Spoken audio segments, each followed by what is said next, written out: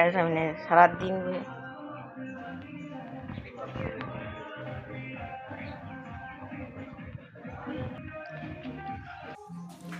শুভ সকাল বন্ধুরা, তোমরা কেমন আছো? আশা করি খুবই ভালো আছো। তো বন্ধুরা, আজকে রান্না করব। আমার কাছে তো পোস্ত নাই, আজকে হচ্ছে ঝিঙ্গা পোস্ত বলে, কিন্তু ঝিঙ্গা শস্য করবো আজকে। তো কীভাবে করি দেখতে থাকুন। আর যে মুসুরির ডাল, এসে মশলাটা রেডি করে নিয়েছি, বাটবো এখন। পাশে অনুষ্ঠান হয়ে গেছে, তাও এই যে এত বাজনা বাজতেছে, তাই বললাম আর কি, যে সবসময় বাজনা বাজতেই থাকে এদের। তো যাই হোক, আনন্দ করছে ওরা, আমাদের কিছু করার নেই। তো মনে কিছু করবেন না, একটু আওয়াজ আসতে পারে।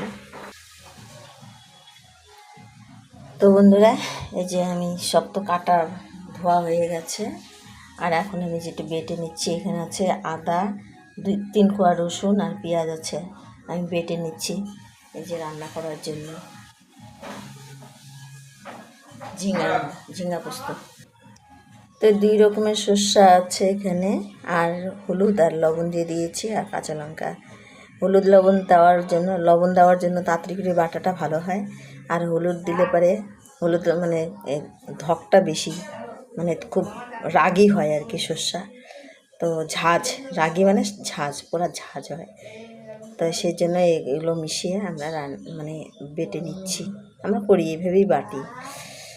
তো বেটে নিয়ে এখন তারপরে পরে দেখা হচ্ছে আবার। তো বললাম না বন্ধুরা, পুরা মানে পুরা ঝাঁজ হয়। তো যাই হোক, আমার তো তাকাতে পারছি না, এত ঝাঁজ, কিন্তু এটাই টেস্ট হবে। আর তিতো হয় না, যে অনেক শসা আছে শুধু শসা বাটায় তিতো তিতো ভাব হয়, কিন্তু এটা হয় না। এগুলো মিশিয়ে দিবেন, তিতো হবে না। তো বেটে নিচ্ছি। এই যে দেখুন বন্ধুরা, কীরকম টাক হয়ে গেছে। বারবারে বলছি টাক হইতে, না তাও টাক হলো। এরকম বিচ্ছিরি লাগছে দেখতে। নে ধর, অন করাই আছে। কি করবো, এত গরম লাগতেছে, আমি তাকাতে পারছি না। মশলা বাটার জন্য একটু ক্যামেরা করো।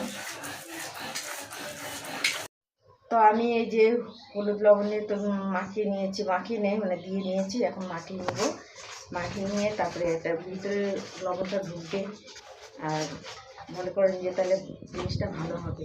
আর মশলার মধ্যে দিলে তো অত তাড়াতাড়ি মশলাটা মানে লবণটা ঢুকবে না, তার জন্য আমি আগে মাখিয়ে নিয়েছি।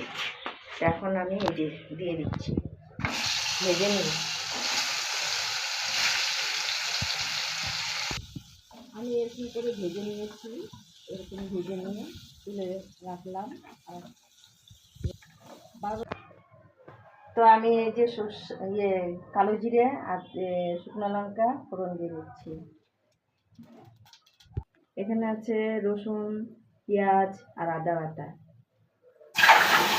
স্বাদ মতো লবণ দিয়ে দিয়েছি আগে, পরিমাণ মতো হলুদ দিয়ে দিচ্ছি। তো মশলা কষানো হয়ে গেছে, আমি এখন এই যে এইটা দিয়ে দিচ্ছি। আমি ঝিঙাটা দিয়ে দিলাম, আমি কষিয়ে নিচ্ছি। তো এখন আমি যে সরষা বাটে রেখেছিলাম ওটা জল দিয়ে দিলাম। এখন আমি ঢেকে দিচ্ছি। তো এক ফোঁটা আমি চিনি দিয়ে দিচ্ছি। এই যে চিনিটা আমি বাটির মধ্যে রাখছিলাম আর কি, থালাটার মধ্যে, তাই দিয়ে দিলাম। এখন যে নাড়াচাড়া দিয়ে নিই, গরু একটু মিষ্টি মিষ্টি না লাগলে ভালো লাগে না খেতে।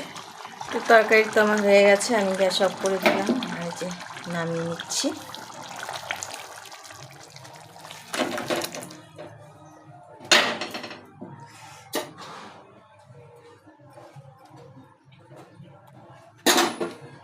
তো ভিডিওটা কেমন লাগলো কমেন্টে জানাবেন।